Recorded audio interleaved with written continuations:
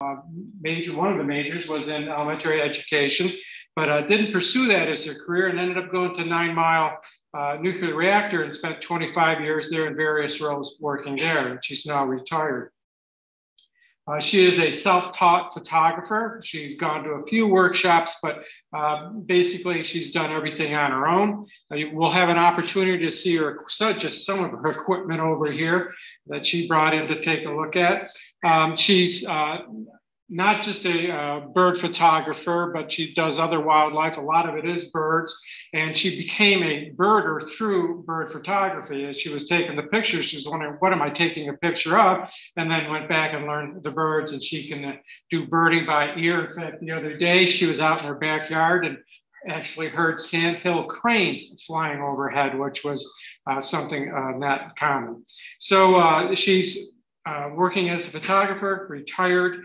We're going to save the last 15 minutes for questions and answers about the photos, because if we stop on every photo and start talking about how it was done and where and things like that, we won't get through all our photos. So we're going to save it for the last 15 minutes, questions about the photos.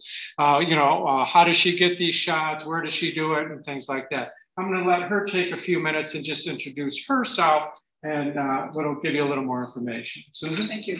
Thank you. And my mushrooms didn't grow. We'll take care of that. Yeah. Yes. I kept looking and nothing ever happened. It was a ruse. Like Paul said, I'm self-taught. I've been a birder since I was a kid. And Paul and I talked about this. I can remember as a kid lying in my side yard and having the cardboard box propped up on a stick and hoping to catch a rabbit with a string. And I didn't know what I was going to do with it when I caught it, but that's what I was trying to do. And I can remember lying in my side yard. We had a fairly good side yard here in the city. And one of the things I wanted to do, I kept saying to myself, if I ever come back as anything, I wanted to come back as a bird because of everything that they could see. My first bird photograph, and I can't find it, I do have it somewhere, was taken with a brownie camera, and it is a barn swallow up on a wire. And when they were film was developed, we were visiting my mother's cousins down in Holland Patton. And when the photos came back and she looked at it, she says, what the heck is this? Because it's just a little dot. It's just a wire. You see the wire and you see there's something up there, but you really don't quite know what it is. But I was thrilled because that was literally probably my very first bird photograph. I pursued it as I got older. I took courses. I took a film course when I was in college. My first camera was a Minolta film camera. And from there, I went to other models, and then the digital age hit. And in the mid 2000s, I guess. 2006. And so I've been into it on and off, but I really got back into it early in the 2000s, and I did some traveling, and that afforded me the opportunity to see other birds in other parts of the country that I wouldn't see here. Susan, I'm going to interrupt you just a moment because you're on Zoom, so I'm going to hand it over here. Good thing, thank you. Hello. I just kept, I was fascinated by birds in particular birds in flight, or if you're in the photography world, you call them the BIF, and just honing my craft and just photography in general. But it's not just birds that interest me. I'm always looking down on the ground. I'm always looking behind me. And it's one thing that if you're ever out doing, my advice is if you're out on a trail, like here at Rice Creek or at Sterling Nature Center, take a moment to stop and turn around, because you're going to have an entirely different view when you're walking ahead. It's very, very different. You don't think so, but it really is. And you might miss something. You just don't know. So what I put together is about 125, 130 photos. I'm breaking it down into, we're starting out with what I call non-raptor birds. Raptors are really birds that I love photographing more than anything else. Eagles, hawks, owls. that type of thing. And then I've got some landscapes, and then what I call wildlife. And in between, I've got what I call close-ups. And this is much of what I've done in the close-up world was literally taken in my own backyard. So without ado, does anybody have any questions? Am I rambling too much? That a bluebird? That is a mountain bluebird. That was taken out in a place called Mormon Row as part of the Tetons. Mormon Row was a farming community. There's a cluster of old buildings spread out in a certain area of the Teton range, and they were Mormon farmers. So there are still buildings there, and they call the place Mormon Row. There's barns, there's outhouses, structures that are abandoned. They're not lived in. It's just part of the park system that's out there. And when I was out there on one of my trips, I've been there twice. We had this bunch of birds flying around. I didn't even know what they were immediately. And it turned out to be a small flock of mountain bluebirds. And to get this shot, I literally had to sit on the ground. And if you're ever out photographing birds and they fly away, don't worry, because they're going to come back. You will see this. I've seen this in Sterling. They pass through and then they'll come back. So this was just a lot of fun trying. This is probably a male mountain bluebird from the Tetons. So this is a great crested flycatcher from Sterling Nature Center. And if you notice, it's got some stuff in its beak. When I first saw this, I was alarmed because I thought it was trash until I took a really good look at it. And what it is, it's discarded snakeskin that molted. It's from the snake that has molted its skin. That's what they use for their nest. And that is a nest cavity there, right there. It's going in. They're very similar, male, female. Tell them apart. They look about the same, kind of like robins and blue jays. I can't tell the difference between a male and a female. They're pretty close. So this is Sterling Nature Center, and this is along the beaver wetlands. This was a pretty exciting find for me. This is a bird that has never been seen in our area. It's called a Profanatory Warbler. And I was out at Sterling Nature Center. It was about 7:30 in the morning. This was 2 years ago, roughly 2 years ago. And I spotted the bird on the other side of the beaver wetlands and got all the shots that I could before it flew off. And when I looked at it, I realized it was like, oh my gosh, is this what I think it is? And I had to take a screenshot and send it to a friend. I said, tell me this is what I think it is. It was the first recorded sighting of a Profanatory Warbler this far north of their normal range. You can see them closer to Manazuma in an area called Armitage Road. There are nesting boxes there.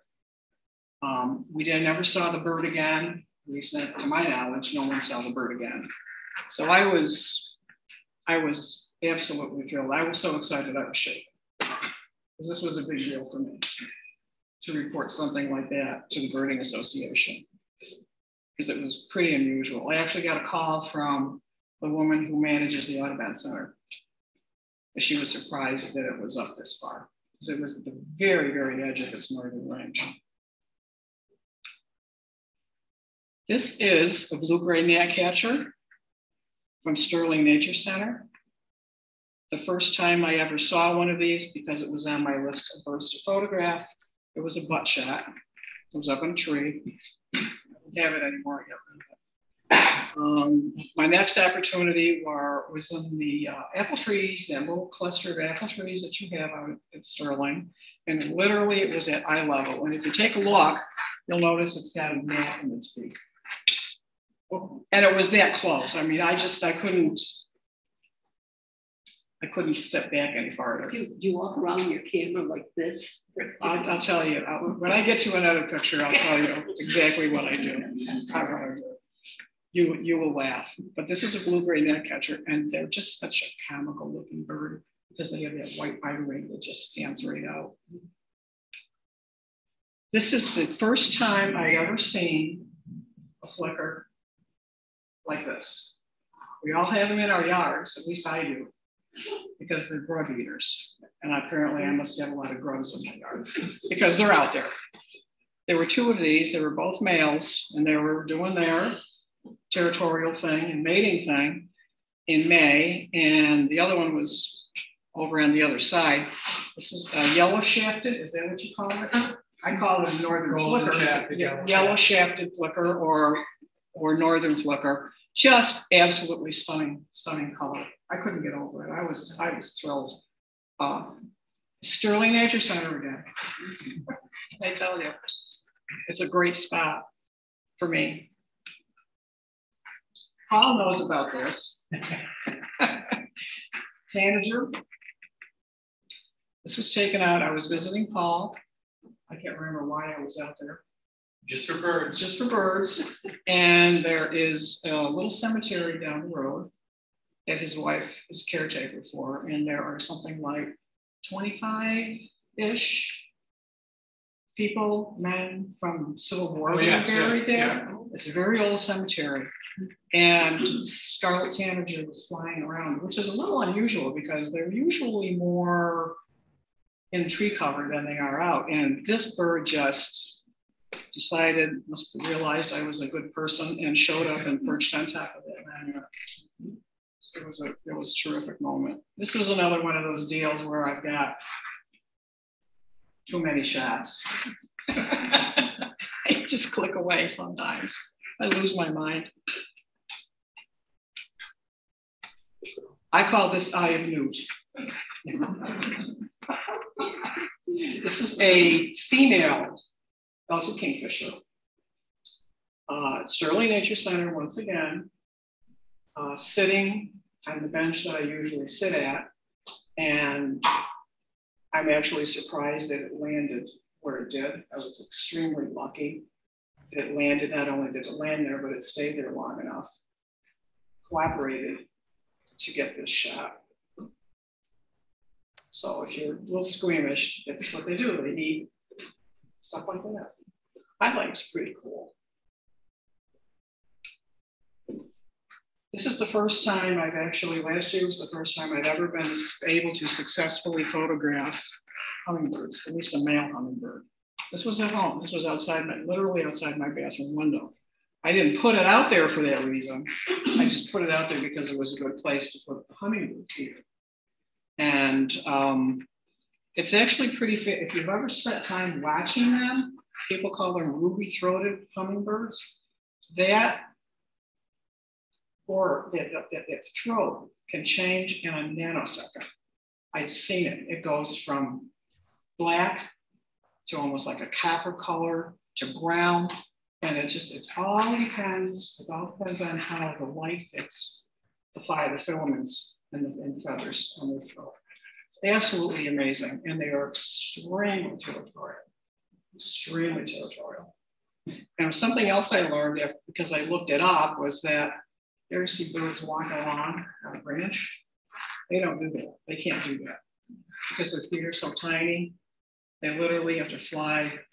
It can't support them. Their feet are too small, or they're just made, their feet clinging on a branch, but they can't walk with them. Who knew?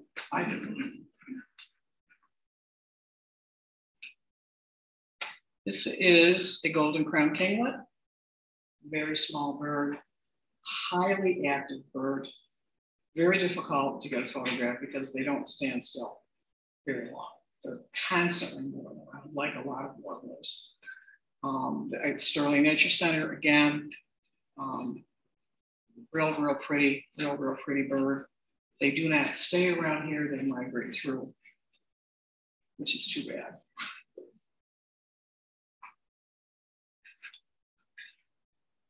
For the life of me, I don't understand where some of these names come from because this is called a black and white warbler. Because it's a black and white warbler, and it's like, how creative is that? And like a lot of warblers, these guys, they just are constantly moving around. They're up and down the tree trunks.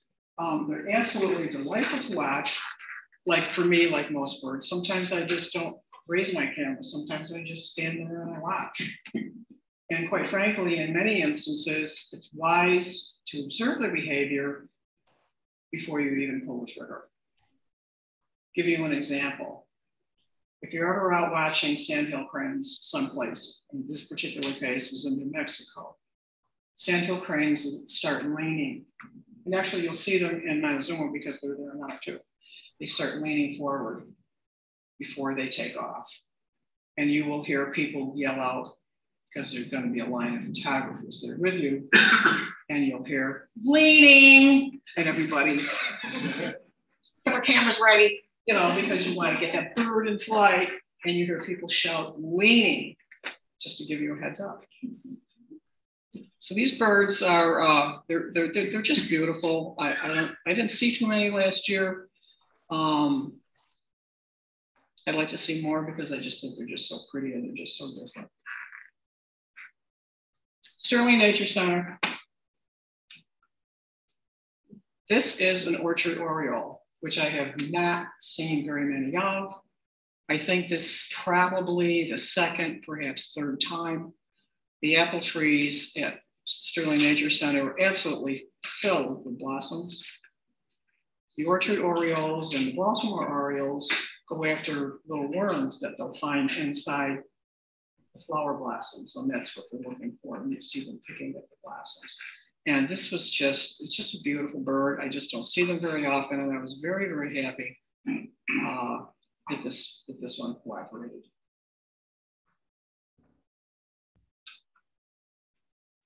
This is, I like to catch behavior.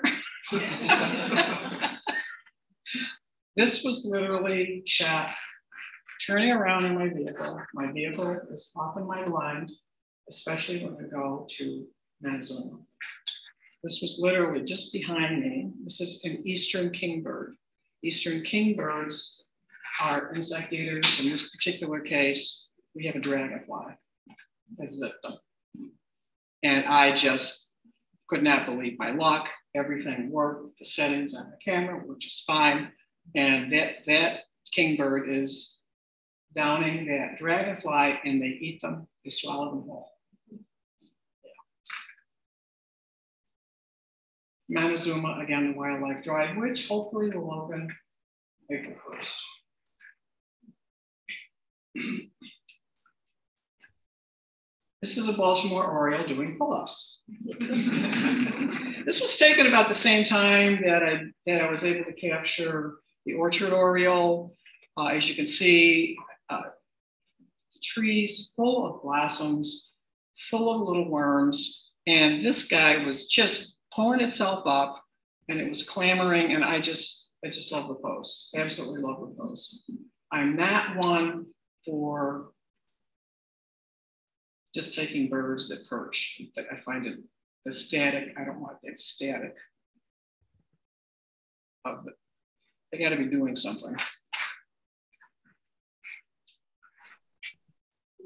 This is one of those, this is a bird you are not going to see around here unless you go up into the Adirondacks. This particular bird is called a white-winged crossbow. And if you take a look at its bill, you see how it's, okay. That's because they eat seeds. And the bill is crossed because it helps them crack open the seeds because they want to get to the inside. They want to get to the meat of the nut. And this was taken in Algonquin, up in Ontario. This was one of those deals where I was with a friend that I often go birding with, and it was one of those situations that he was driving, and it was like, stop the car, stop the car, back up. And these guys, this one, there was a male and a female. This is the male, right alongside the road. They did not last long. And I was very fortunate to be able to capture what I did before they flew off. very common, like kind of like red tails. Red tails are like that. You park the car, you stop the car, and we're gone. Usually away from you. What's it called again? It's called a white-winged crossbill. They are in the Adirondacks. I have a friend who has a camp at the Pacifico, and she has seen them up around there. I just happened to be in Ontario. This was prior to the COVID lockdown. Bird behavior. This is a bird I became familiar with a couple years ago.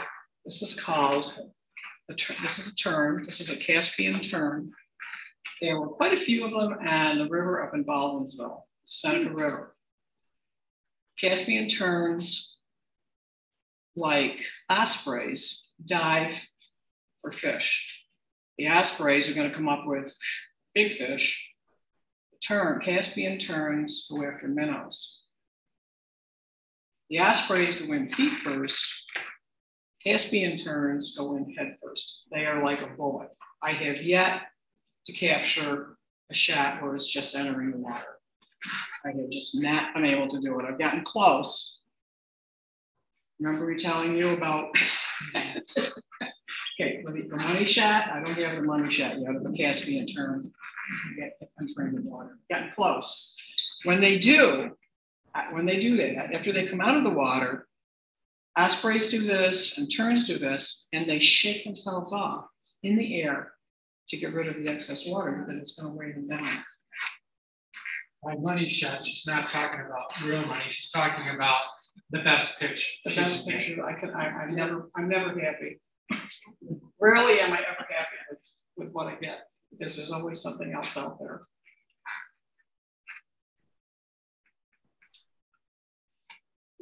Sterling Nature Center has a lot of skags along the beaver wetlands. And I've always wanted a bird to perch on one. This is a yellow warbler, go figure. And this is cropped a bit, but it was nice because it perched on top of a really interesting looking skag. This is a male. And I was pretty excited to have that it cooperated because this is exactly what I was looking for. This is one of the shots that I would be happy with.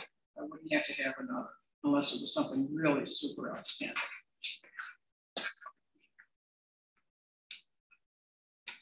Another bird that you will find, in fact, a friend of mine just photographed one of these yesterday, which I found really amazing because it's early. This is an eastern meadowlark. If you go out to the area by Renaissance Fair, you will hear them. And if you're lucky, you will see them. They are often on the ground, but once in a while, they'll hop up on brambles or something and perch up like that. And this is, as a photographer, this is what I want to see. I don't want to see them buried in the grass. They are a beautiful bird. Their song is really amazing. I just love them. And again, this is another one where I have hundreds and hundreds of shots that I just have to call at some point. At one point, in the past few months, I took a look at my catalog and I had 125,000 shots. I'm now down to 74,000. They are not on my computer. Everything is on a portable hard drive. Because I kill my I would kill my computer. They wouldn't last. So I work off of a portable hard drive and then I have a backup. Right there, everything goes on one and the other. This is a bird that I've been looking for a really long time. This is called a Blackburnian warbler. And I saw this passing through Fairhaven at the West Barrier area. There's a small section and I don't know what the attraction is. I heard about it. I went out there with a friend and I was absolutely thrilled because these birds are just absolutely stunning. Like I said, I don't necessarily like them perched, but I'll take it because it's singing. What's it called again? Blackburnian warbler. I don't know if I have them around here or not. I know that they were there but I did go out to Fairhaven last year. This wasn't that last year. This was the year before. I went out to Fairhaven last May, about the same time frame, and I didn't see much because there was a lot of construction in the area going on. So I just think that they went elsewhere.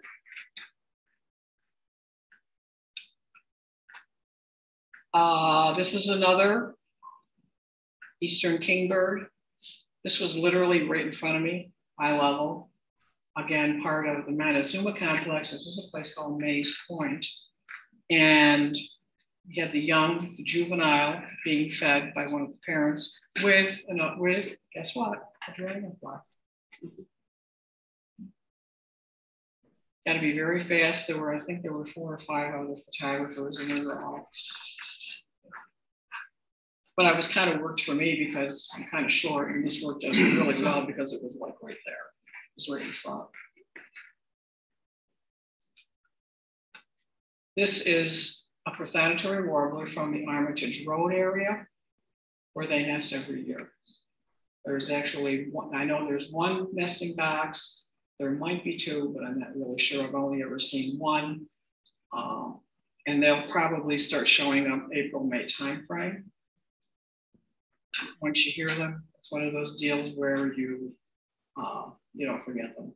It's just a gorgeous, gorgeous bird. Insect eaters. And I like this one. What I like about this is that I feel like it's kind of like has a little umbrella over its head. One of the things you want to look at, I don't know if I have it in this photo or not, but it's really important in bird photography. Yeah, that little bit of light in the eye. Something, I'm not sure that this one has it, but I also look for that. This is an eastern wood peaweed that's probably trying to figure out what I am. This is in the same area. See what I'm talking about behavior? It's just, it was a silly pose. I have no idea why it was doing it. This was, again, the Armitage Road area. It was across the road from where I would find the Profanatory Warbler. And this was one of those deals where I had to take a photograph because I wasn't sure what it was, because I don't see these around here. They are down there. That's the right environment. I think Paul has them around his house. So yeah, Paul has got them in his area.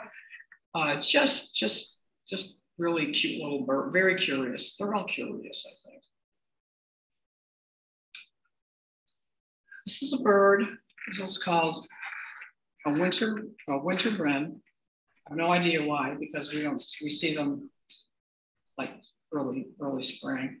I didn't even know what it was when I first saw it. I was sitting by a pond that I normally sit by, and I'm waiting for wood ducks or whatever. And I'm in my car, I'm in my portable blind, and I look over and I see this brown thing. And it's small, it's like this big. And I didn't even recognize it as a bird at first. This is one of those deals where I had to take a picture, a shot, figure out what it was afterwards. Very, very active, very animated. Their tails are often up. They like to forage around areas where there's a lot of deadwood because they're going after the insects. I hear them every year in the area near the pond where I go to. And what was that again? A winter wren. Winter wren. Winter wren. They are out at Sterling Nature Center. I've not seen them out there, but I do know, I've been told that they're out there on that. But again, this is one of those deals where I have hundreds of shots. It's like you got to set doing this. Because it's just me, because I'm the one that's got to go through everything. One of my very favorite birds ever is a cedar waxwing. I have been in love with these birds for years. I don't know what it is about them. They look, as Paul would say, tailored. They are very ears. More often than not, I will hear them before I see them. And at my house, I always hear them, but I rarely see them. This particular bird was on property that a friend of mine owns up north of Port Ontario area. He's got some acreage up there. And it's a cherry tree. And this bird was just, I just love it. Just absolutely love it. Cedar waxwing.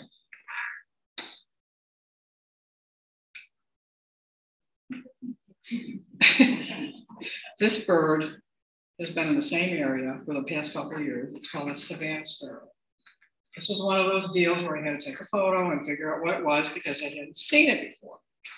And I love this because it just exudes this very angry, what are you doing here personality. You are in my space, get out. Very angry, just staring at me. And it was literally looking right at me. It was across the road. With the lenses that I use allow me to be at a distance and not inflict anything on the birds, like stress sort of thing. And it's always perched on that little, it's almost like a little sawhorse that's sitting there in the weeds. This is the indignant indigo bunting. This is a bird that I've been trying to photograph for a number of years. This was in the same location that the cedar waxwing was on, the same property.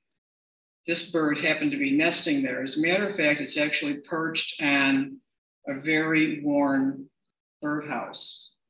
And it would go from the birdhouse to the tree on the other side of me. I'm literally sitting in my vehicle and I'm shooting out the passenger side window.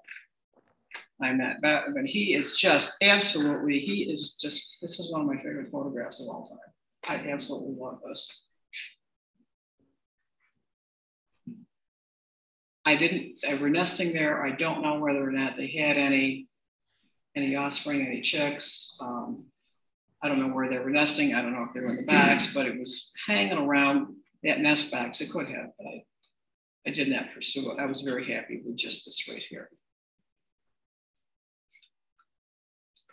This is from Rice Creek. I started walking the trails here last year, the year before. I think this was the Orange Trail. Is that what they call it? The Orange Trail. And this is called a chestnut-sided warbler. It was a mated pair. These two were actively building a nest because they would be off just off the trail. They go down into the brambles and they would come up with nesting material and they would fly off and then they would come back and they would just keep doing this back and forth and back and forth. This is the male. The female, like many bird species, does not look like this, much duller in color.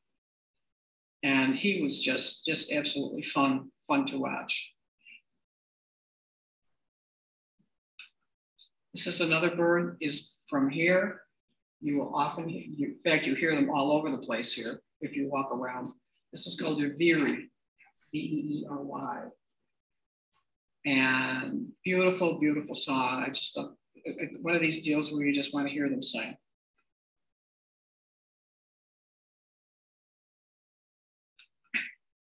Butterfly man, where are you?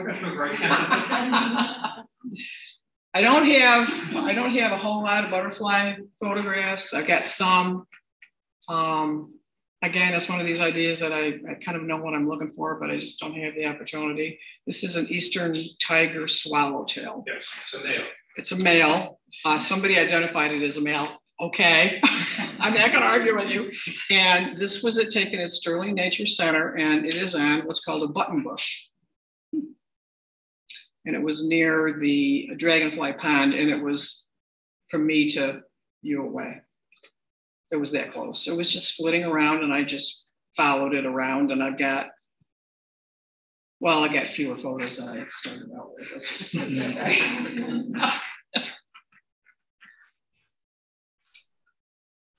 This is a bird that was taken. This is a photograph that was taken at Great Bear Farm. It is a great place. I learned last year for migrating warblers. I went there specifically looking for this bird. This is a gold-winged warbler. And when I talk about not just perching it, it has a little grub in its beak, and it's fluffing itself up. I have quite a few photographs of that, but I'm kind of loath to delete the ones that I want to keep as a kind of like a memory kind of thing. Golden wing warbler. This bird is not from around here. I was lucky enough to go to take a trip last April, May timeframe, went down to Florida.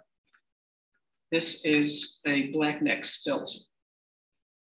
They are waders. Their legs are that pink. I couldn't believe it. It was just kind of funny looking because you got this black bird and you have these really bright pink legs.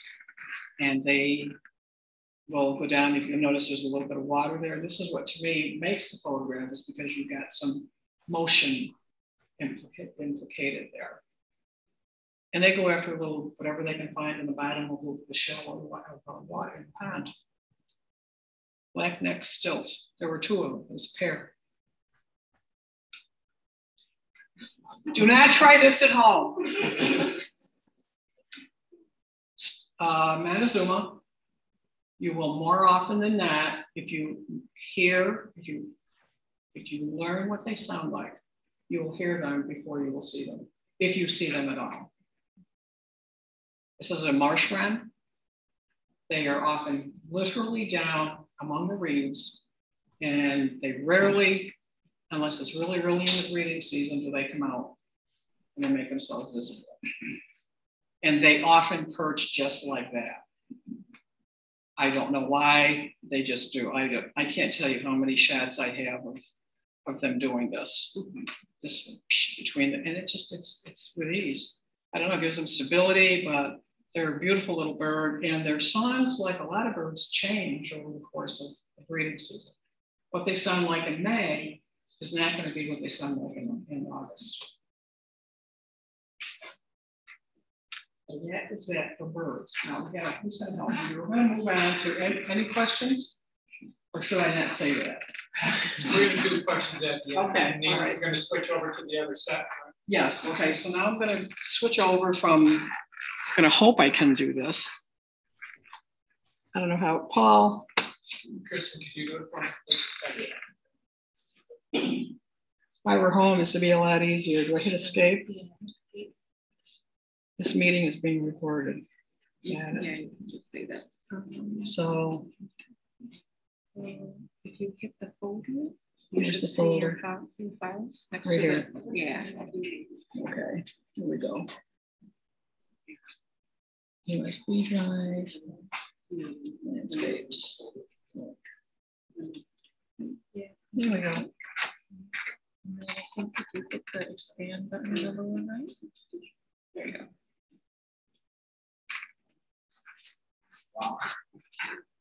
This is one of those days when everybody knows what the Lighthouse looks like. It really wasn't that attractive to photograph until it was painted and restored. It's really, really quite beautiful. I have a certain spot that when the waves are up like this, I think this was the day when there was a reported wind speed of 60 miles an hour at the Coast Guard station that particular day. It was a lot of fun, but again, this is one of those places where you can just only take so many shots of waves hitting the lighthouse. But I like it. I like the way you can see the lighthouse, but yet you can understand the power of the waves. And it was really quite interesting because on some of these you can actually see birds flying around. The gulls. It's really amazing. It's like, why? This is Fairhaven. And what I like about this is because it feels cold. Really, it really feels cold. This is the part of the break wall. And I just love the blue of the sky, and you've got that contrast with the white, with the frozen snow covered. Are you using a drone? Pardon? Are you using a drone on that? Absolutely not. That's nice. I don't own a drone. Oh. Are you swimming? Are you? No. Actually, I can't remember. Because that's the west side, right? The bridge, the pier. And then that is when you come into the park, the main entrance, and you go up over, instead of going around to the right, you're going to go up the hill, you're going to go down and through there, and that's actually looking at the break wall if you were to walk out towards the pier that way.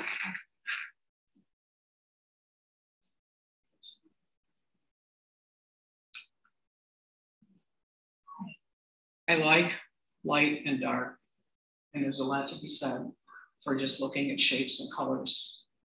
This is from a recent trip in January to Death Valley. This is a place called the Mesquite Dunes. I could have spent an entire day there for 2 days, just doing stuff like this. It was just absolutely beautiful. Everywhere you looked, there were opportunities. And instead of just pointing and shooting, you just sometimes you have to just take in and absorb what it is that you're looking at. And this is one of the first things that I saw. I just absolutely love everything. There's nothing about it I don't like.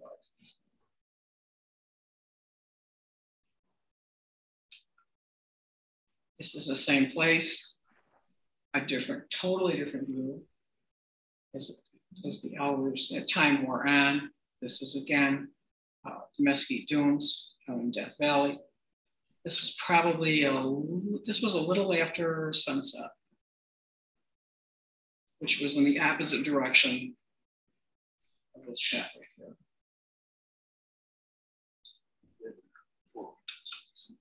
This is a little later after sunset. I did not change this. I didn't alter it in Photoshop. I didn't do anything to it other than just my normal, very, very simple processing. I don't do a whole lot of Photoshop work. I have a standard workflow that I do when necessary. And this was just simply, this is what I ended up with.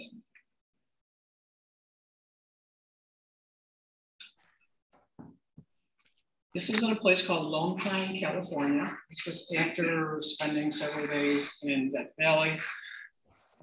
This is called the Alabama Hills. If you Google Alabama Hills, I've learned that there are a lot of movies that are made there. And matter of fact, something was going on when I was there because I saw a police car, and I learned afterwards that the police car is there to prevent people from going further on down the road. This is a barrel cactus.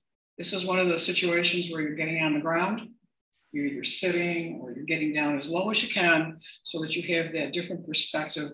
You've got that barrel cactus in your foreground and you're looking up and you've got these wonderful rocks and we had really nice sky. It's very, very happy with the way that came out. And those things are sharp. Don't let them fool you. Don't touch. This is a place called Duck Creek. This was taken in Acadia National Park off the coast of Maine. The day before, this was absolutely dry. And overnight, we had quite a bit of rain and everything, all the streams just came wide. They had been in a drought situation, and this is absolutely wonderful. This was a little difficult. This was one of those situations where I had to walk down path to get down below. And I was sitting on it. I had to have help getting down. It was iffy. I had a friend, my photography friend was with me. He helped, but it's looking up. This is using a very shutter speed. I have to use a tripod. I have to use a tripod for this. The newer cameras, the mirrorless cameras, some of them are some amazing and built-in stability factors, which my cameras don't have. And you can handhold and take a shot like this.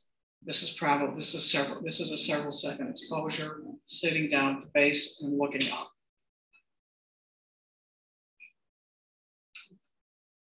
Badlands. I've been around. I don't think I did much with this. This was a sunrise, early morning shot. I might have enhanced the color a little bit, but it was just, it was a wonderful experience to be out there to see this. We don't see stuff like that. And what I really like about it, I didn't even realize it when I was going through some of my shots to pick stuff to do here, was that on one of these, we actually got almost like a little cap about in the middle, they see on top. It was just a beautiful, beautiful area, it really was. And I was kind of a little nervous because one of the things that they tell you to be careful for, watch out for, is rattlesnakes. And it was like, really? We're walking along the path. It was, yeah, did not want to run into anything. This is, again, this is a different view of the Badlands. Looking down at the colors are absolutely astounding. The color, it's just amazing. You just sit there and you're in awe. How was this made? It was kind of like when I was in Death Valley. The topography, the geology out there is absolutely, it's just astounding. And you just have to wonder how it got there and how long it took to get where it is today. It's just absolutely amazing.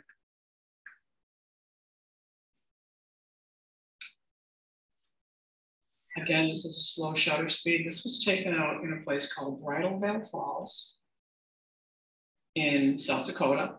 It was near Spearfish and Deadwood. And we were on our way to, what is the name of that place where we filmed? Devil's Tower. Devil's Tower. This was on the way to Devil's Tower. And we pulled off to the side of the road. We were given, we got 30 minutes. And I used a railing. It was right there too. I did not get my tripod out. I didn't really have the time. So you use what's available. And I had a railing there. And I like to isolate. This fall was much higher than what you're seeing here.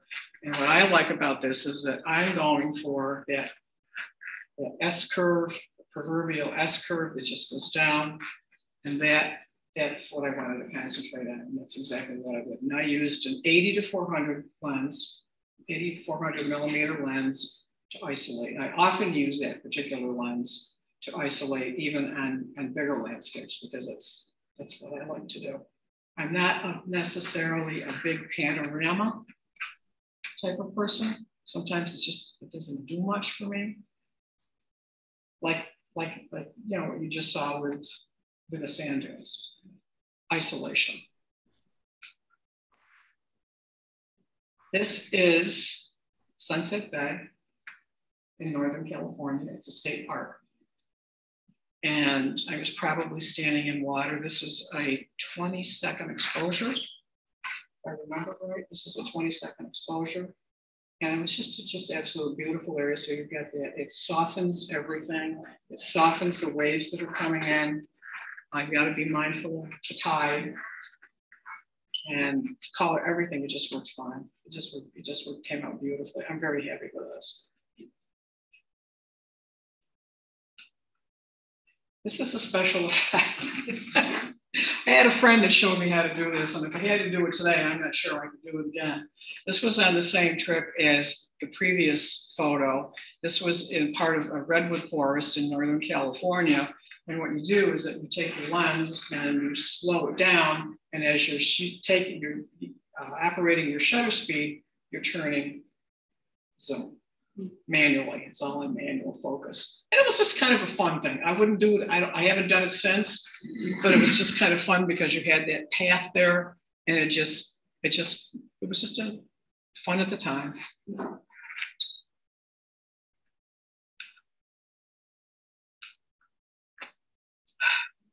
This is the Tetons.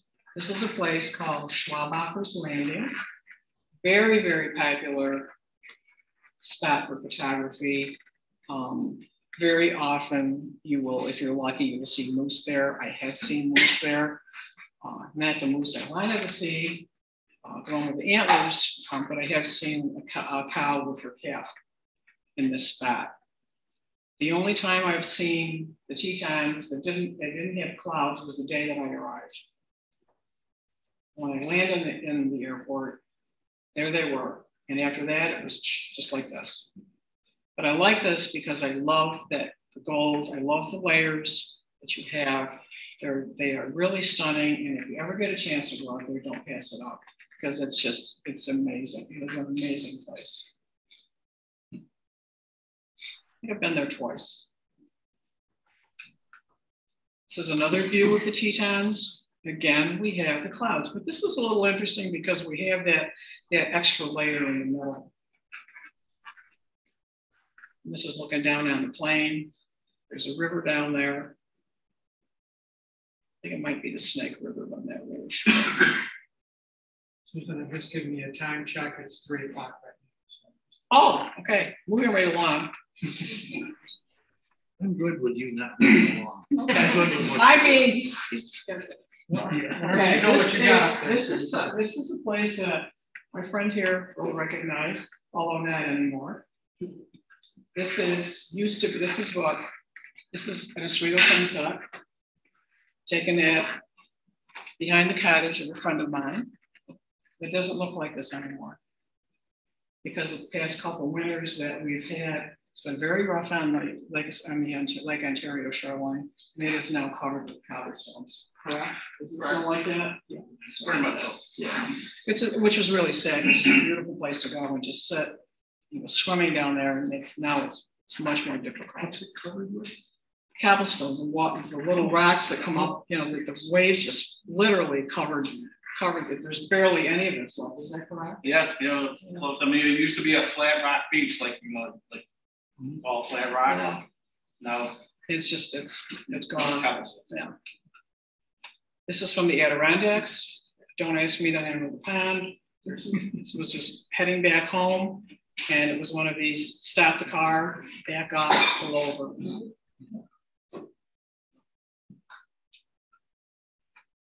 Letchworth State Park. There's a little pull off over there. This is a little creek that runs down into the Genesee River. This is again another situation where you've got a tripod and you're stopping down at action to get that type of look. Taganock. This is my favorite spot to shoot from. I don't like going down below. You can walk up to it. It's not as exciting for me as it is looking from the top. It's a little more difficult because you're really limited with the light, but I like the way the light just hits the top and then it fades away. Sand Beach. This is on Acadia National Park. This is one of those a little bit after sunrise. And again, this is a situation where you are slowing down that water action to get everything nice and smooth. Sand Beach, looking down at the waves that are just moving away from you. Sand Beach. Sand Beach. This is even milkier. This must be a really long shot. It's probably a 20-second exposure. This is also very, very easy to get to. You don't have to kill yourself. There's like stairs there, and then you're on the beach. It's a very popular spot. People just go just to watch the sunrise. They're not even not necessarily there with a camera. They just sit there and wait for the sun to come out. This is looking the opposite direction. This is looking forward to continue past Sand Beach. There's a pull off, and you walk down a set of stairs. And this is a morning shot. This is looking towards Boulder Beach. This is again Acadia, and it's one of my favorite places to go to. I know people that have been there that didn't like it. They didn't think it was all that interesting. Okay. Sitting down on the rocks and just hoping for some good color. Actually, I think it was not until the third morning at Sand Beach that we were really able to get something that we were happy with. Because you just don't know. This is my first trip out west. This is a place called Bear Lake in Rocky Mountain National Park. I was standing on a rock, walking up to where we were going. This was on a tour. It was not a workshop, it was a tour with a bunch of other photographers that I had never met before, and I didn't meet them until I got there. And we were there for a week or so. in that general area. And I just looked down and you have that beautiful alpenglow that's just reflected off Long's Peak. And I actually had this framed. It's over there. It's in my office. I absolutely fell in love with this. This is another view of Long's Peak. This is a mountain that is quite very popular out there for climbers. I'm not happen to be one of them. I'll take my picture and that's good enough. I waited several minutes for that cloud to move over the mountain before I took my shot. It's about having an idea, seeing an idea in your head, what you'd like to see. And I just waited and it just kept moving and moving and moving. And this is what I ended up with.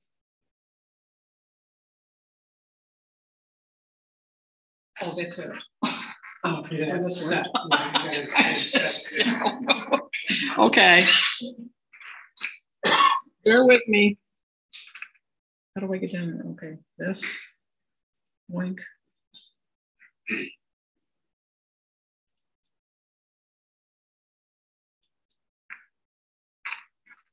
I have to go down here. How am I doing, Kristen?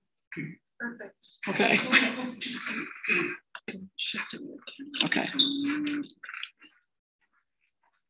don't really know what to call this grouping. There's a term out there called macro photography. I kind of sort of do macro, my own version of macro. I just prefer the term close-up. This is a hummingbird moth. It was the first time I'd ever seen one, and this was at Beaver Lake Nature Center, right there at the visitor center, and it's on a bee bomb. And I kind of like it because it's got that dark background, and that's just the way it came out. I didn't do anything different. It just happened to be what I ended up with. I love milkweed. This is taken with probably a bigger lens. This was at Sterling Nature Center, and I was walking along a trail. And I always loved it, constantly loved it. And I absolutely loved everything about this. The detail. What did you say about in World War II? Yeah, the fluffy parts were used in light vests. Yeah, in World War II. Yeah. In World War II, they used that stuff for light vests. Who knew? They made less vests. Yeah. Oh. This really isn't a close-up, but I just absolutely love this. This is another one of those situations where it was like, stop the car. This was just outside Lake Placid last fall, and it was an old barn. Actually, it was a cluster of barns just outside Lake Placid, and I'm walking around, and I just saw this, and I liked the idea of a window within the window. And it was abandoned. There was no one around, and it just absolutely just the old glass putty that's falling apart. It just works.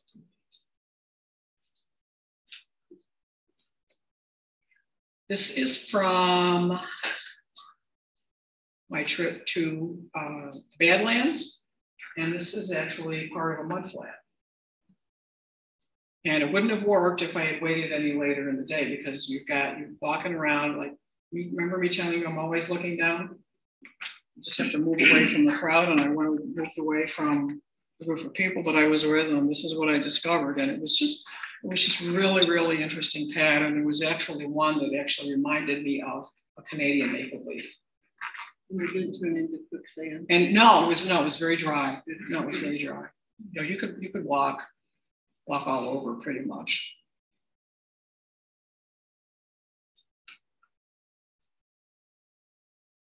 Can anybody guess what this is? It's a pine. I had a picture of this pine cone, and then I decided to start looking at it and going, oh, I think I'm going to crop this a little bit more. And I just absolutely love. It was very old. It had been weathered. It was been outside for who knows how long. It was just lying on the ground. It was really big. It was a giant size one like that. And I just kind of like came in and cracked it. And I really like the the textures and color and the idea of it. This is my backyard. This is probably using my macro lens. And this is literally shooting straight down. I set my tripod over whatever it is that I want. And the ball head that I have, I can turn the camera literally just straight down over what I want. And if you notice, this would have been early in the morning because we still have dew. Another. I like the openness. I like this. The idea of having that little window.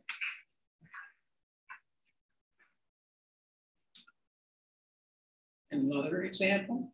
It's not complete, but I didn't care. I liked it for itself. This is probably the first shot of Milkweed that I did. This was taken quite a while ago when I was working in Minnesota, and it was behind the barn of somebody's house.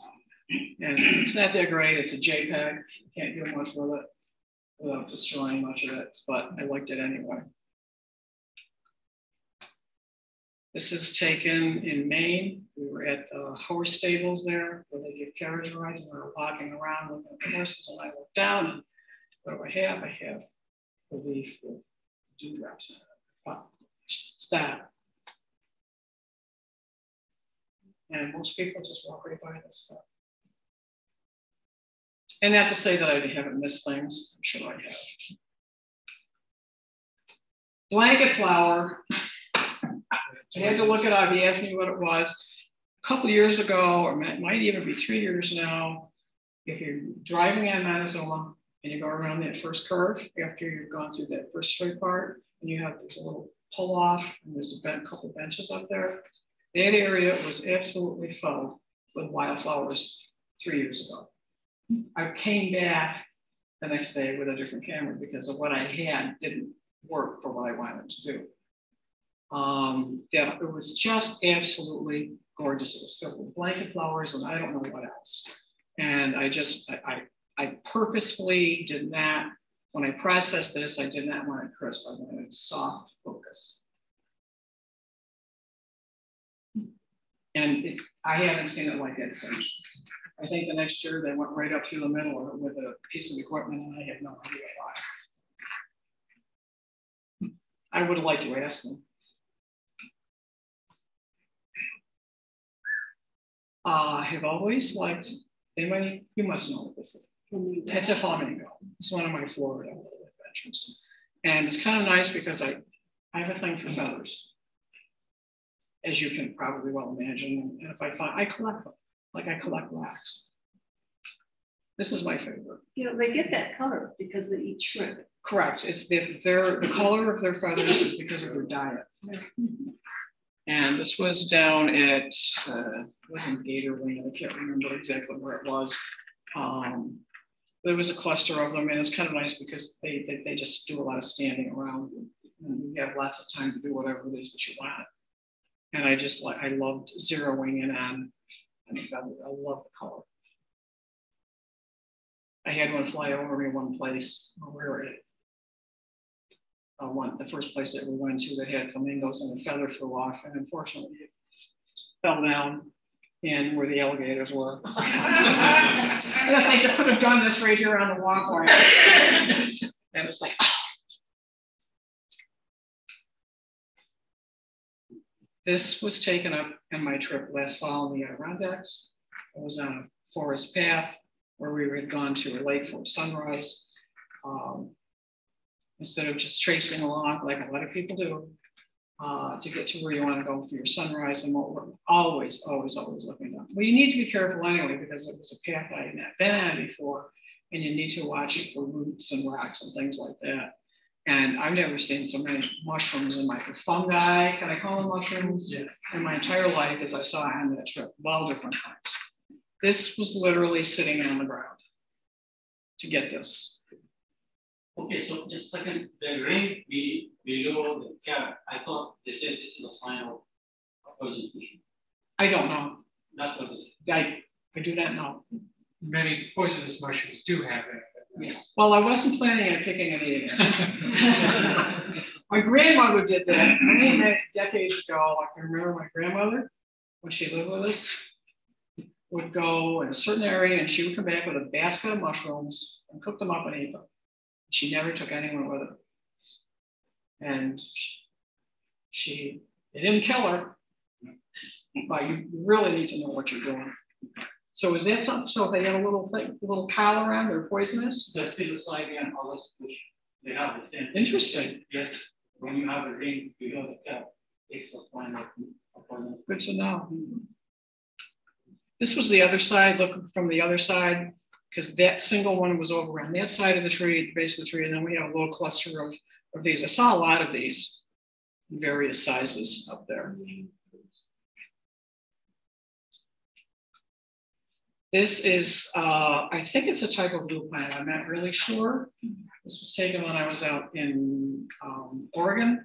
It was a sand dune park that we had gone to. Don't ask me the name, I do not remember, other than it was extremely difficult to walk in. It was one of those places where it was take 2 steps forward and you go 3 back. It was a lot of work, real lot of work. And while all the other photographers went on their way, once I got to a point where I could walk around, that's where I stayed. Because I just simply couldn't do it. And this was from the same trip.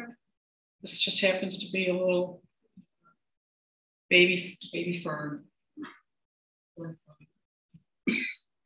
Northern California. You're gonna say something? Yeah.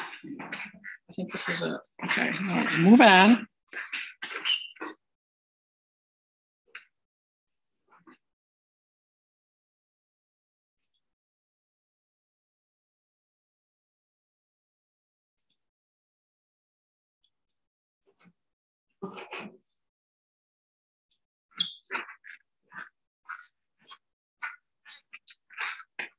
I love this. Big bullfrog out in the Sterling Nature Center.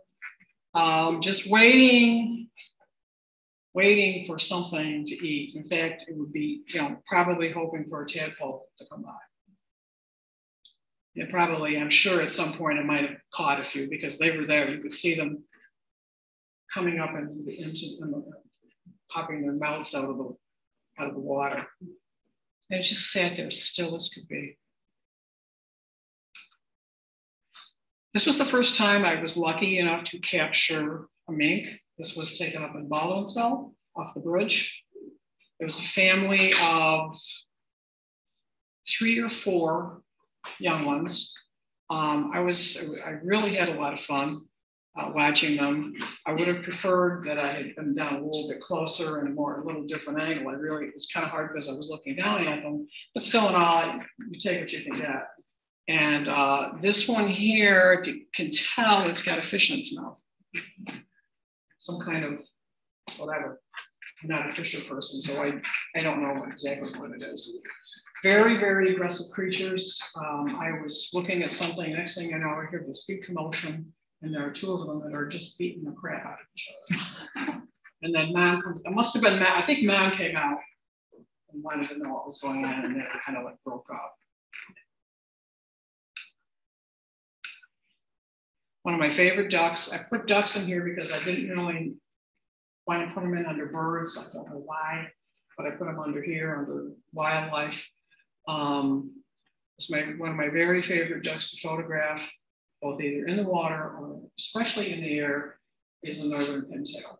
They are just stunning, stunning birds. It's a male and a female. And we have 2 males. Just gorgeous birds. And don't tell me that they're really good tasting because I don't want to hear it. Because somebody actually told me that once and I said, I don't know. I have a lot of pictures of wood ducks, but not too many of them flying because they're either perched on a tree or they're flying away or they're just in the water. And this was actually the male of a male and a female. The female was off to this side.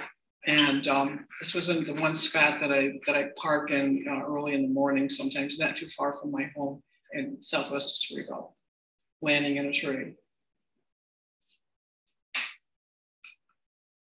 This is a duck that we have around here. This is a female common dancer. This particular photo was taken out in the Snake River out west. When we see them here, they're diving ducks.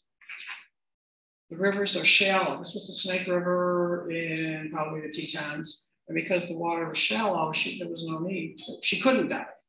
And so she's going along and she's just plowing through the water looking for something to eat. And there she is, popping her head out.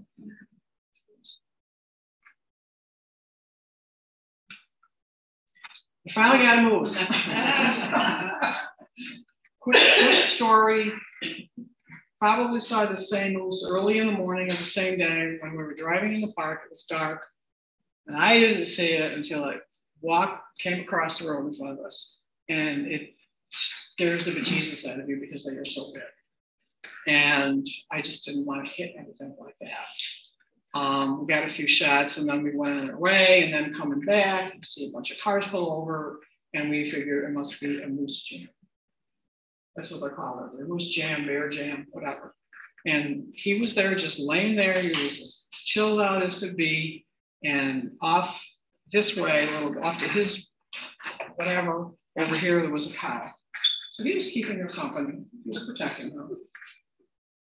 He's actually quite small as far as his antlers go, from what I've seen from other photographs, but I didn't care. It was just absolutely wonderful to get to see one, period. This is Gerald. I have a tendency to name creatures when I come across them. This was in the Badlands, bighorn sheep. He's got a little bit of a broken curl on the one side, but he was a real kind of mellow kind of guy. And after taking a number of shots, he just clapped in that one little area and just chewing his cud. It was just kind of really, really cool to see. In fact, he was the only one I saw that actually had any kind of a curl in that particular truck. This is Farley. Farley lived in Custer State Park, and I suspect he was very attuned, very accustomed to people feeding him. As you can tell, he's rather rotund. He's probably not there anymore. I'm sure he's gone. But he would actually come right up to the car because we'd slide open the van door and he would just come right up. And all I could think of was the comic Chris Farley. And it just popped into my head. I didn't even think about it. I just called him Farley. What is he? It is a prairie dog. Prairie dog. I want to say groundhog. I keep wanting to say groundhog. That's a prairie dog. Farley the prairie dog.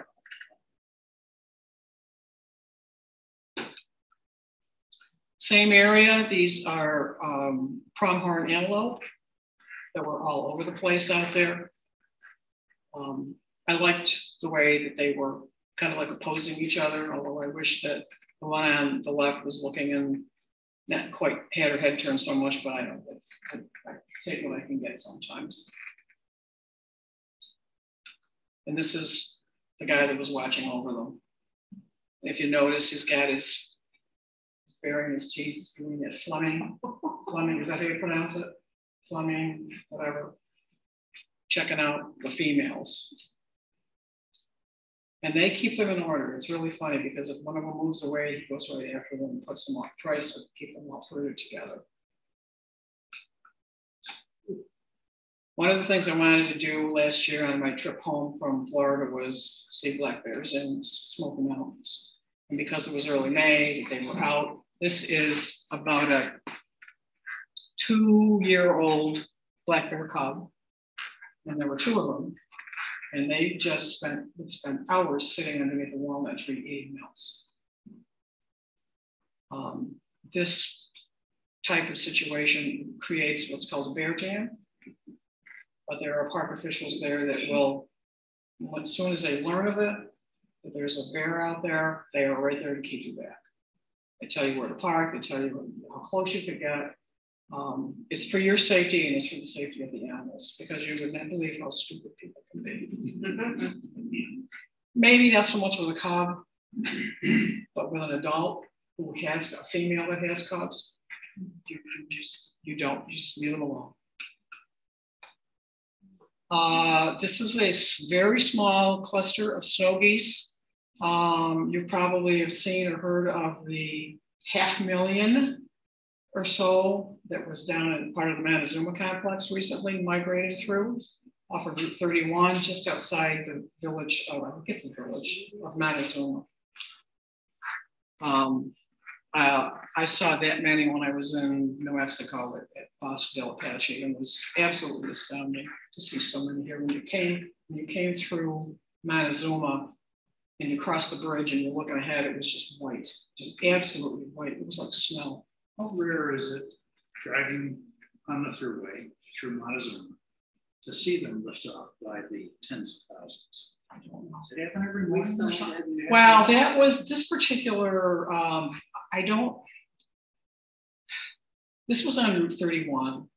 You probably couldn't have seen them where that group was recently, probably was not visible from the thruway, unless they were in that section where it runs through Manazuma. Because when you think of Manazuma, it's just not, Manazuma is huge. It's like 1,400 acres, 250 square miles, I believe.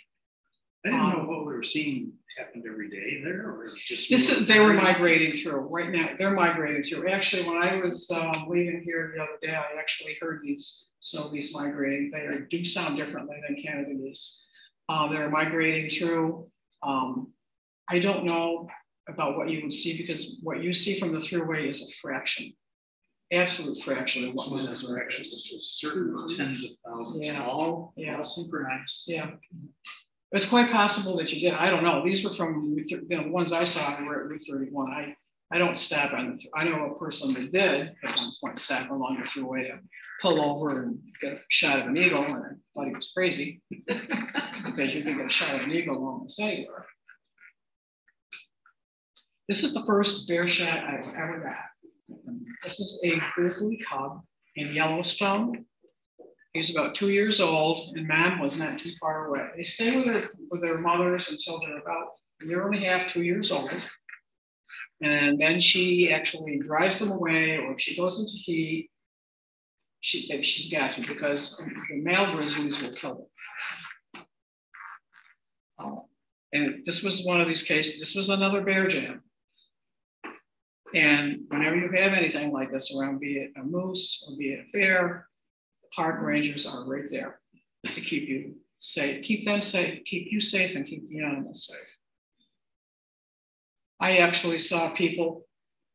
There was in Yellowstone, and there was a bull moose and a cow and a calf, and I actually saw watch people walk down the road, go up into the woods, and they're like literally right behind them, and they said, "Are you crazy?" Because if they were charged by the bull moose, they would have. There was no chance, absolutely no chance. Even a Canada goose can come out pretty. I don't normally take pictures of geese, but I absolutely loved the water, and I love the reflections, and just everything worked. I love the calmness of this. This is, again, the same area back in Tennessee. If you want to see black bears, go to Smoky Mountains, the end of, I want to say, April, May timeframe, because they're coming down out of the mountains and they're hungry. Last year, I received a message from a friend who told me about fox kits that had been moved back into her property. These guys are probably about 3 months old. The fox will den in several areas. At a certain point, they move them from one den to the other. She waited a couple of days to make sure that they were going to stay around. There are actually 3. And I was able to had 3 opportunities to go out and spend shooting them. And this is one of my favorites. This guy's looking right at me. The third time I was there, I moved from one location off to the side, and I was able to literally look right up at the den. I was draped in camo. My camera was draped in camo. I wasn't even moving. This fox kit knew that there was something there. He just didn't know what. He just kept looking at me, but it was not that alarmed. Just very, very curious about what in the world was there. And it's the same thing. He knew it was there. What he did with this one was just lay down and his tail is up, and just absolutely, it was absolutely delightful. I did not, unfortunately, get all three of them together. A friend of mine says, look for something that's a little out of whack. This is a little out of whack. I was walking on a trail in Sterling Nature Center, and I thought, what the heck is that? And it's a tree frog. Gray fox. This was at a friend's house. This fox had a litter of kids across the road, and she eventually moved them across the road, back across the road, and they would come out and they would eat the bird seed in her yard. This was Mom. And we were in a tent. We were in a big tent. That's her. That's her again. She was just absolutely gorgeous. Beautiful, beautiful. I really didn't get to see the kids like I wanted to, but I didn't care. This is a pie-billed grebe. This is the kind of thing that I look for. It's like there's just something, the calmness, there's a serenity about this that I absolutely love. I could look at this all day and I would just want to chill out. And it was almost like she's anchoring the plant or the plant's anchoring her. Didn't really know. Yeah, this is from Manazuma. Spearfishing. Great blue heron with, I think it looks like a catfish. How am I doing? We're at 3:30, but keep going. Oh, okay, all right. Okay, this is Mom. You would not believe how close people just didn't back up. We had teenage girls that the bear was coming closer to us and they were standing there and I said, and they just stood there and I went, you really need to back up. You really need to back up and give her some space. She had two cubs and they were way back in the woods up in a tree. It's a last group coming up.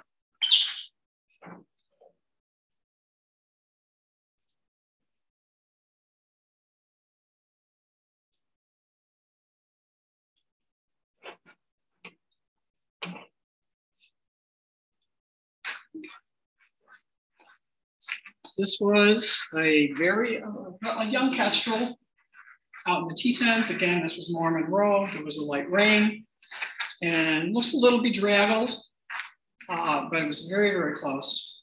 We're literally right out the passenger side window of the vehicle I was in. And it would stay there at the post for a little while, and then it would fly around, then it would come back, and then it would fly down to the next post, and we would slowly go down the road, for more. Just a cute little thing. This is probably one of the most delightful eagle adventures I've ever had.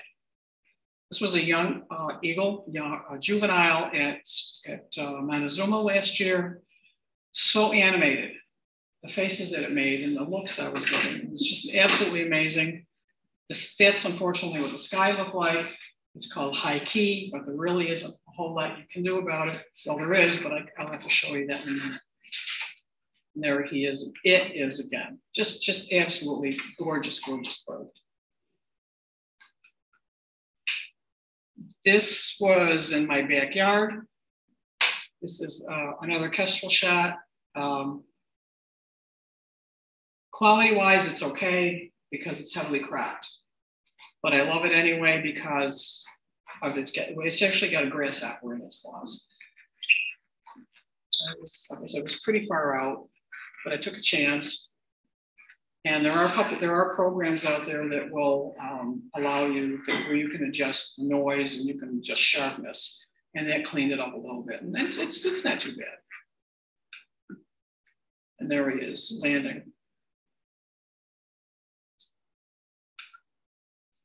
First snowy owl I ever saw was up in Point Peninsula, which is west of Watertown. It's about an hour and a half drive from here.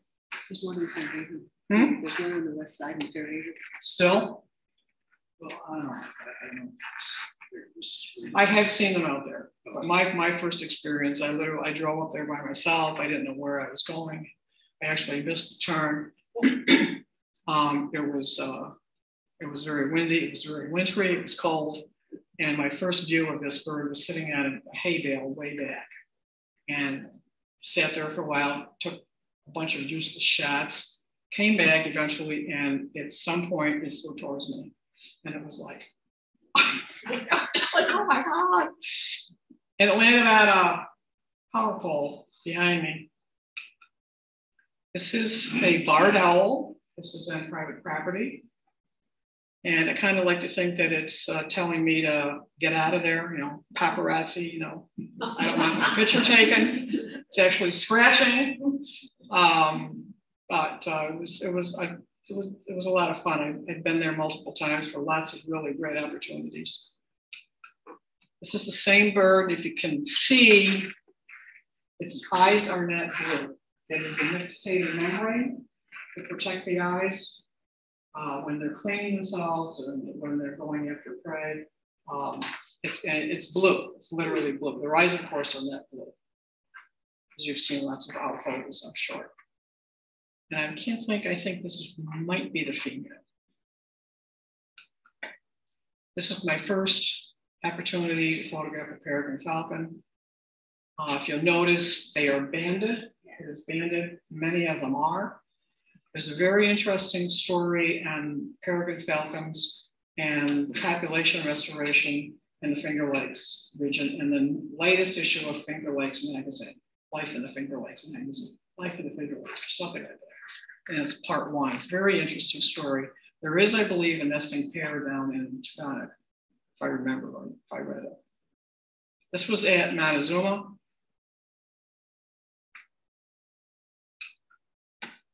This was taken in Fulton, along the river. This eagle is probably 2.5 or 3 years old. The beak is starting to change color. You have a lot more white on them. Or a juvenile, we were going to call juvenile, is much more brown. A lot of people call these subadults.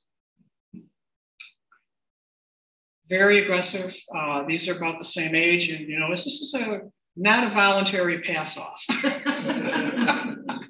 I was really hoping for something like this to happen. I literally stood up there on the river and I prayed. I said, please send me something. And sure enough, these birds are about the same age, 3, 3.5. One had a fish that it consumed about half of, and this other one came in. Actually, there ended up being 4 down there. It really got to be quite the rumble. But this was just kind of cool because you see the one dropping in and the one, I don't think it voluntarily let it go. This is a kestrel. It is what I call a drumstick in its beak. I literally drove. I was telling Paul about this. I literally drove an hour and a half one way just to photograph this one bird outside in the Nations Road area. I'd been there the day before photographing owls and harriers, and I heard about this. I learned about this kestrel, and I literally went back the next day just for this bird. Bald eagle at Manazuma. It's in hunting mode. See something. I have a whole series. I didn't mind to put them all in here. I just absolutely love the way the way it's turning. I love everything about it. The sky was pretty. It was actually raining on the way down. And by the time I was tempted to turn around and go home, and I kept going. By the time I got to Port Byron, it had cleared up. And wonderful sky. This is a Fulton Eagle. I think I have 3 or 4 dozen shots of this bird, but I will probably never believe. She is, I call her she. It's just absolutely stunning, about 4.5 years old. I like action shots. I call this bird it's a female northern harrier. And if you ever see a hawk going over a field and it's flying over the ground, it's probably a harrier. And she just did it on a belt, whatever. And she didn't come up with anything, but I did. And they're very fast, they're very difficult to photograph. You gotta have your shutter speed up, you just focus everything. Even crappy weather can give you a good shot. I was down photographing short-eared owls, and a band of snow moved in. And I sort of couldn't believe it. I said, it was like, you know, and it doesn't bother the owls any. I'm sitting in my vehicle, so what do I care? This is the same. Now, if you notice the difference, this is the same time frame, but you know, the difference in the sky, it's just a different time in how the light changes. Again, short-eared owl taken off from the branch. It's a small apple orchard that they are hanging around in. They rest and they go over the fields and look back to the apple orchard and then they take off again.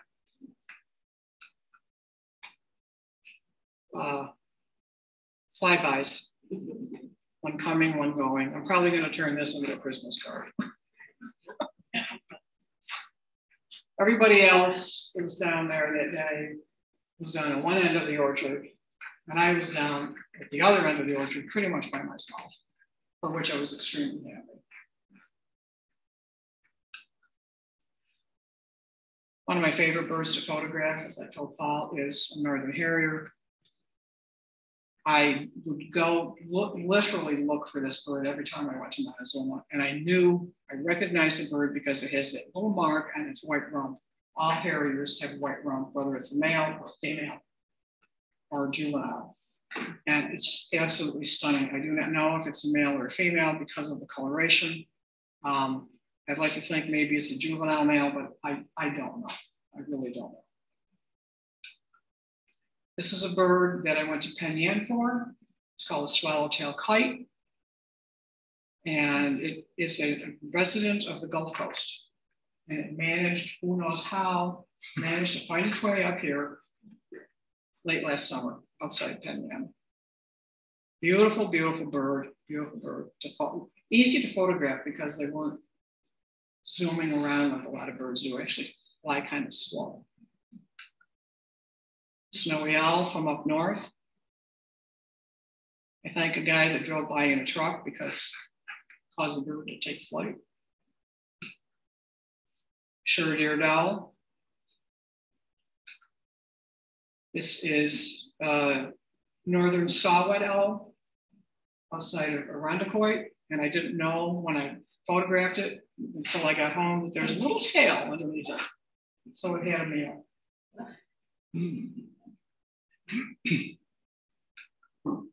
This is a male northern harrier, also known as the gray ghost. And they'll call that because you don't see them very often. They're very difficult to find. But this one is particularly remarkable because of its coloration. It's just absolutely amazing to me. I don't have my money shot yet. I was telling Paul, I said my money shot is to get this bird or perched someplace, anywhere. This is a rough-legged hawk from Point Peninsula. There were quite a few of them up there, not this past winter, but the winter before. And one day up there, we probably counted 25 or 30. I went up there once this past winter and I saw one. The word was that it could have been just simply too cold for them and they just kept coming further south. This is probably a male. One of my favorite short-eared owl photos. I'll never, I mean, can you imagine driving down the road? You know, you're going this way and you're doing this. That's what they do. It's just amazing how they turn their heads. Short-eared owl, they are not ears, they're actually tufts of feathers. Remember me telling you about the sky? This is a juvenile peregrine falcon, and I literally sat outside my vehicle, propped up against my car, leaning against the side of the mirror, with my face to the viewfinder for half an hour because it was just sitting there. And I literally waited a half an hour before I decided to walk up the line. The sky has been replaced because it was just a black sky, Photoshop, affords you the opportunity to do a sky replacement, but it's something that you really need to be very careful with, because if the light is wrong, I've seen photographs where people have replaced the sky and it's glaringly obvious. It's just so unnatural. But that's typically what we see around here anyway. One of these photographs, I can't remember which one, if it was this one or this one, was used for something that the Audubon Society was going to use in Manazuma. They had some kind of a walk that they did last year. Peregrine falcon, no, excuse me. I'm sorry, it's another harrier. This is a juvenile, and I literally sat and watched it for a half an hour while it ate a star-nosed mole. And I came away with 900 shots because I was just couldn't stop pressing the button. I don't know if this was, I can't remember if this, these birds actually sound like a dog barking. So really, they're just amazing to watch. Short-eared owl. Short-eared owl. And I think that's it. Do you have any questions for her? She has camera equipment up on the table if you want to take a look at that, or any questions about how she takes the shots. I think she's done quite a good job of explaining as she's going along how to get the shots. So thank you very much, Susan. Appreciate it.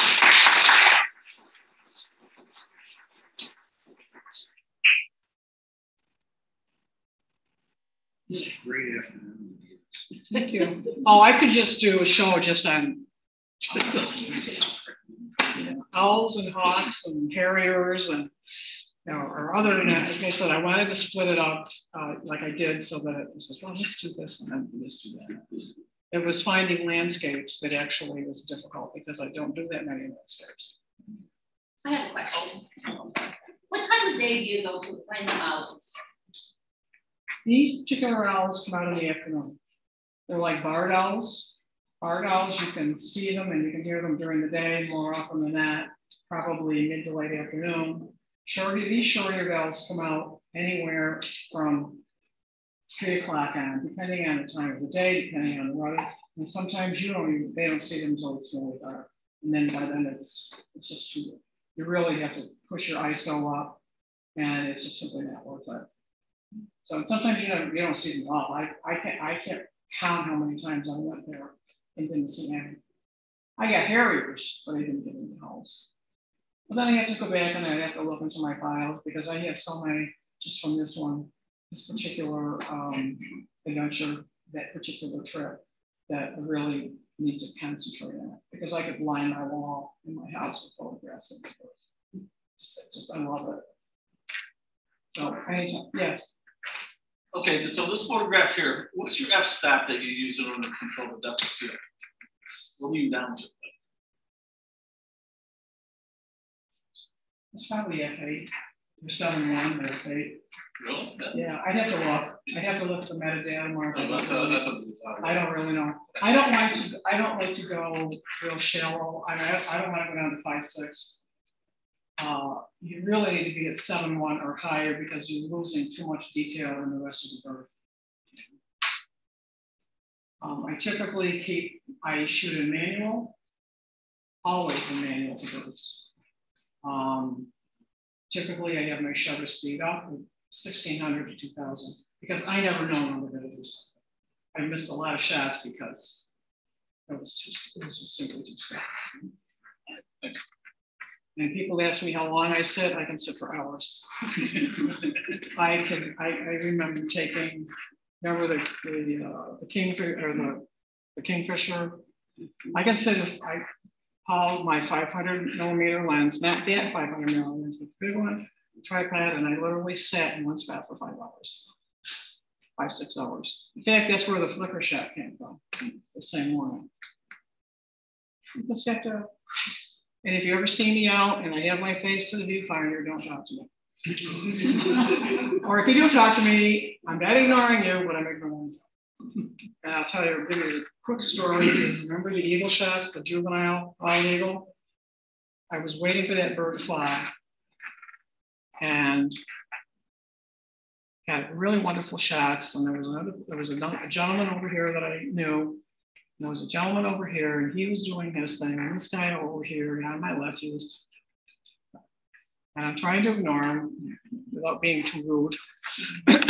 And he said something to me, and he pointed something out because there were adults across the river, and they had flown. And he said something, and I did this, and when I looked back, it was gone. Missed opportunity. So when I say I'm standing there and I'm looking 30 minutes at a viewfinder, I'm not kidding. I'm standing, I literally had my eyeball to the viewfinder for half an hour just for the parrot, waiting for it to do something besides sit there.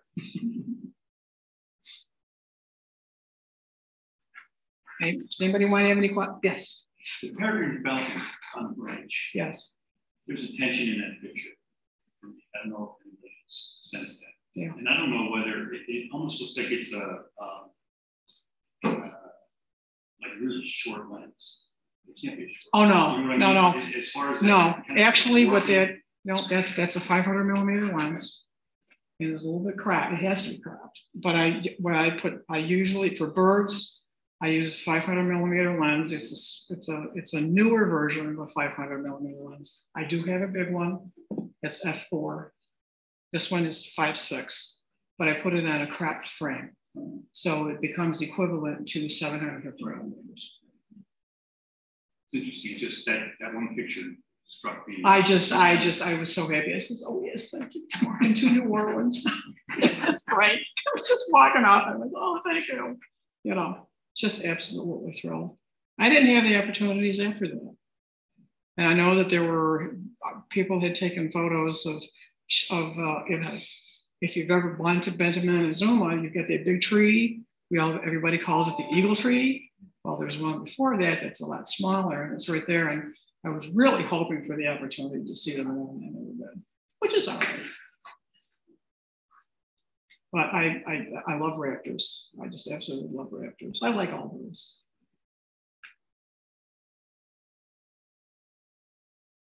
Anybody else? I have some examples of some of the stuff that I did in the back. It came from my room, my office, if you will. I turned my spare bedroom into my office. The two of one landscape is, well, the Bear Lake, which you've seen from Rocky Mountain National Park. The other one is called Sheep's Lake. It was in a morning shot. There were no sheep there at the time because, from my understanding, they come down from the mountains in spring. I was there in October.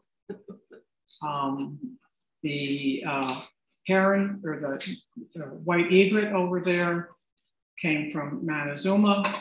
And it was one of these deals where I'm waiting and waiting and waiting and waiting and waiting, and just for the right opportunity, just to get the right pose. And of course, the other one is short-eared owl.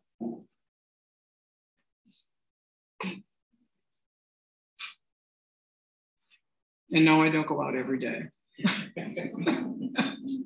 This is kind of like an in-between time, actually, for birds. They are beginning to migrate. Like I said, a friend of mine posted a photograph of an eastern meadowlark, and I was really, really surprised to see them in March. But everything changes. Everything is changing as far as bird migration goes. I think Paul knows that, yeah. We had short-eared owls where I go in December, and they're usually not there in December. And then sometimes last year they were gone early part of February. They were just gone. Not from, from where I went. I don't know where they went, but they just weren't where I would go and photograph them. Just not there. Okay. Thank you once again.